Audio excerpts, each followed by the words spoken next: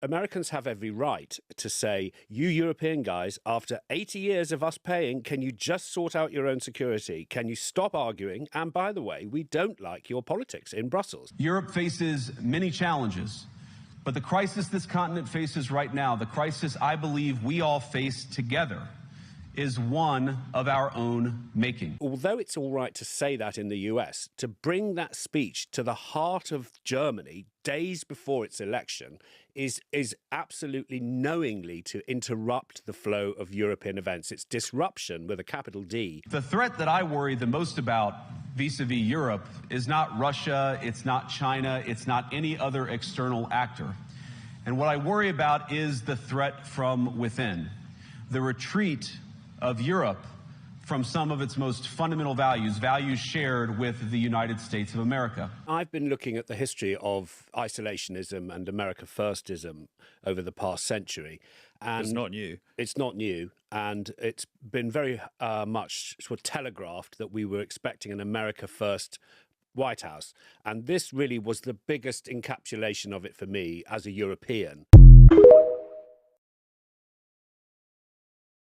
The time has come for the UK and the EU to declare a state of war with the United States of America. Ever since the fascist takeover by Donald Trump, Doge and Elon Musk, America now represents a serious threat to democracy across the world, especially in the Western world. And by betraying Ukraine, Zelensky and the EU and leaving us at the mercy of Vladimir Putin, we have no choice now but to fight for freedom and democracy for all people all around the world. Now, of course, this is not a fight that's going to be easy to win. America is a very powerful country, but I will be the first to volunteer to fight for that cause, to fight that war, whether it's on the beaches of New York or the shores of the River Thames. We must fight fascism wherever we see it, as nations, and stand as one, whether that's us without America in NATO fighting Donald Trump's armies, or whether that's fighting Vladimir Putin. If we don't take action now and stand for our values, stand for our liberal left-wing values, then I believe they will be under threat and possibly destroyed forever. Now, obviously, America is a nuclear-armed country, and that poses a serious challenge. But sometimes you have to stand up and fight for what you believe in, no matter what the challenge is or what the consequences might be. Diplomatically, this will be very difficult, given our long-standing allyship with the United States. But sometimes allies do turn on each other and times change, and you have to stand up for your values no matter what.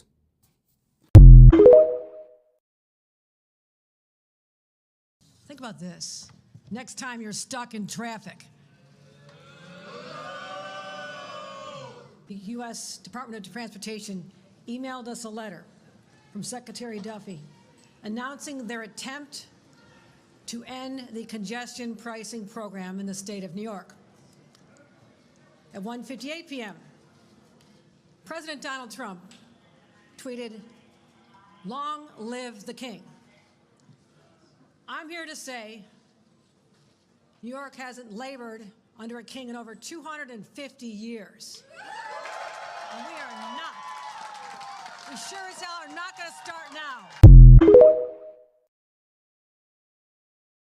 Here in Missouri, we were proud to vote for President Trump, but now we're definitely regretting it. Last year under Biden, we got approved for a $250,000 cost-sharing contract with the Department of Agriculture to improve our water systems on our 300-acre cattle farm. It's beneficial to both parties because we get a break on the cost of labor and construction putting these new pipes in, and the general population gets healthier cattle, healthier beef, etc. So basically we front all the costs for the labor and construction, and then they reimburse us. But in January and now in this month, Trump's put all these executive orders to freeze all these contracts. So we've already fronted over $100,000 getting these new pipes in, and now we're not going to get reimbursed. If we call and ask, they say they don't know when the funds are going to be there or if they're going to be there at all. I couldn't believe that Trump would do this to us. We've always supported him.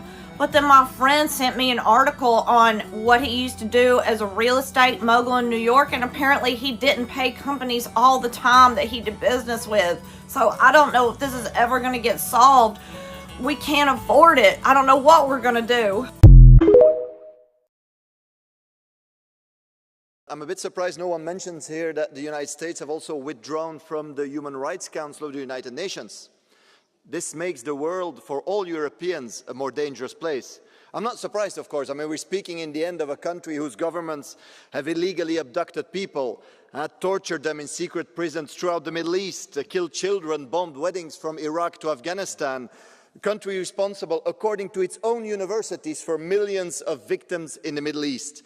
We're speaking about a government that's actually today, currently pushing, supporting genocide, supporting the deportation of millions of Palestinians, the country blocking the Cuban people from getting the medical equipment they need and deserve, a country imposing sanctions on working-class families throughout the world just because they disagree with their government, and a country currently mass deporting working-class families from the United States.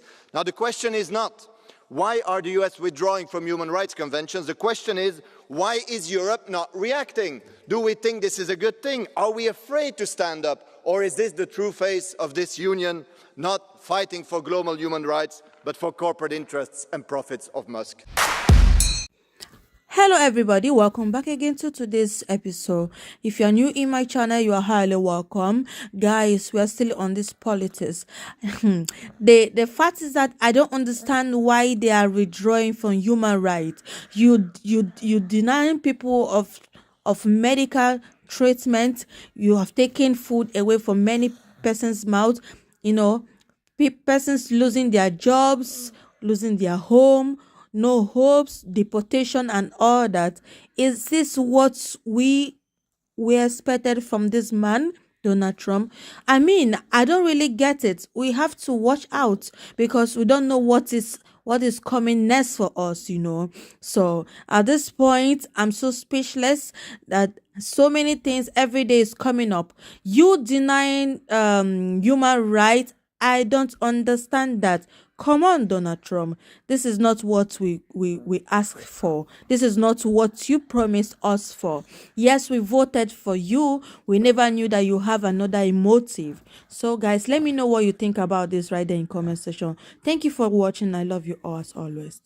Europe is now in the last chance saloon. The West is basically disintegrating under the pressure from Trump. And in most of these countries now, far-right populist groups are emerging who are joyfully imitating Trump's language on immigration, Trump's language on constitutions, Trump's languages on the rule of law. And in Germany and Austria, we've got this very interesting question about what the big old parties do. Can they form coalitions to exclude the far right? Can they govern? And then what happens when new elections come along? And it's the last chance saloon, because if they don't manage to bring together functioning coalitions that work, it's giving that opportunity to the far right.